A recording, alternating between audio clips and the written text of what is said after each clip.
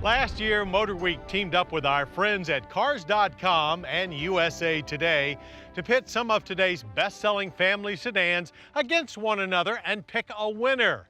But for many families, the family car is actually a crossover or sport utility vehicle. And that sounds like another great reason for a group hug.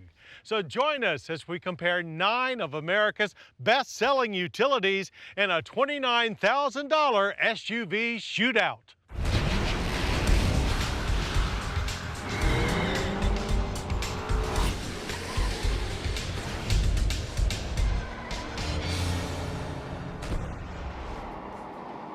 Our price ceiling of $29K did limit us to mostly compact utilities, but we found all of our 2011 editions had big family features. 8 of the 9 are front-wheel drive, but all are available with all-wheel drive, which is standard on the Subaru Forester.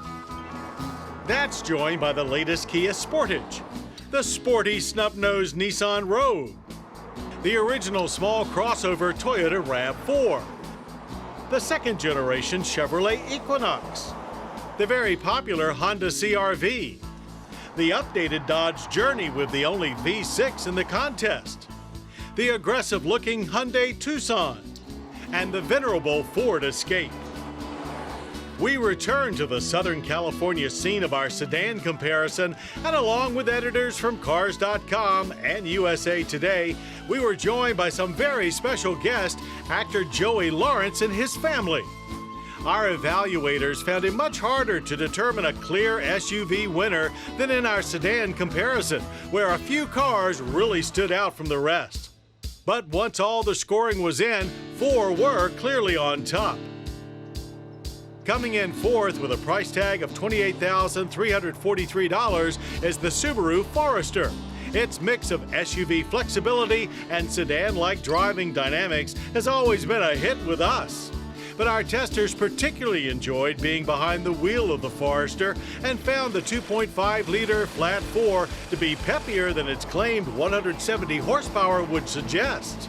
The Forester was the only all-wheel drive crossover we had here in the competition, and it really showed in the handling department. Taking it through the mountains was a lot of fun. Now, suspension was a little floaty over some big bumps, but overall it was a really good competitor. Subaru Forester sort of stands out in this pack because it has terrific visibility, has some of the biggest windows of any cars out here. And it also got a good rugged feel to it. It feels like a Forester. It feels like a car you'd want to take into the great outdoors.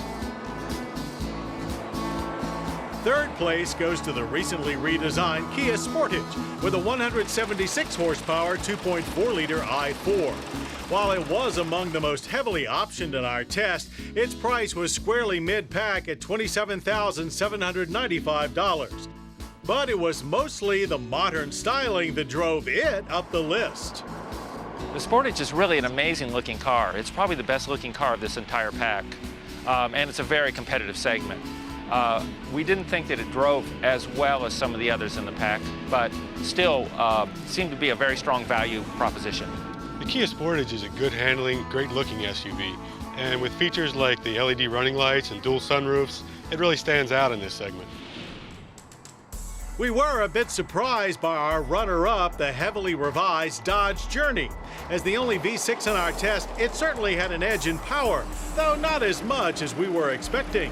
The new Pentastar V6 rates 283 horsepower, and although it was also one of the biggest vehicles in our test, it was actually the cheapest of our finalists at $25,240.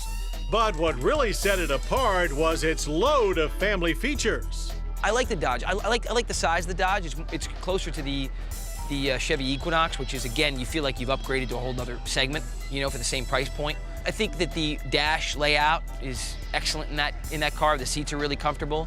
It has the rear doors open at 90 degrees, which is perfect for accessibility, especially for kids getting in and out with car seats and bags and whatnot.